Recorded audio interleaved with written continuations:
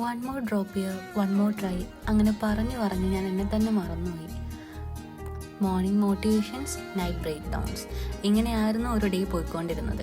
ഓരോ എക്സാംസിൻ്റെ മാർക്സ് കൊണ്ട് സെൽഫ് വർത്തിനെ തന്നെ മെഷർ ചെയ്തിരുന്ന ഡേയ്സ് ആയിരുന്നു ഇത്. ക്ലോക്ക് പോലെ റിപ്പീറ്റഡ് ആയിട്ടുള്ള days, same books, same questions, same fear. എല്ലാവരും പറയുമായിരുന്നു നീറ്റ് ക്രാക്ക് ചെയ്യണം എന്നുള്ളത്, പക്ഷെ ആരും ചോദിക്കാറില്ല നീ ഓക്കെ ആണോ, നീ എത്രത്തോളം സ്ട്രഗിൾ ചെയ്യുന്നുണ്ട് എന്നുള്ളതൊന്നും. ഒരു മെഡിക്കൽ സീറ്റിന് വേണ്ടി ഓടുമ്പോൾ ലൈഫ് തന്നെ സ്ലോ ആയിട്ട് പോയിട്ടുള്ള ഒരു സിറ്റുവേഷൻ. മുന്നിലുള്ള ഓപ്പർച്യൂണിറ്റീസ് ഒന്നും കാണാതെ ആ ഒരൊറ്റ ലക്ഷ്യം മാത്രമായിരുന്നു ഉള്ളിൽ. ഞാൻ മനസ്സിലായി ലൈഫിൽ ഒരുപാട് നല്ല നിമിഷങ്ങളൊക്കെ ഒഴിവാക്കി ഒരു എക്സാമിന് വേണ്ടിയിട്ട് ഇത്രത്തോളം സ്ട്രഗിൾ ചെയ്യേണ്ടതുണ്ടോ എന്നുള്ളതൊക്കെ.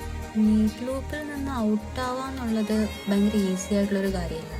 ബട്ട് വൺസ് നമ്മൾ ഇതിൽ നിന്ന് ഔട്ടായാൽ നമുക്ക് മനസ്സിലാവും പ്രഷറിനേക്കാൾ വാല്യുബിൾ ആയിട്ടുള്ളൊരു കാര്യമാണ് പീസ് എന്നുള്ളത്.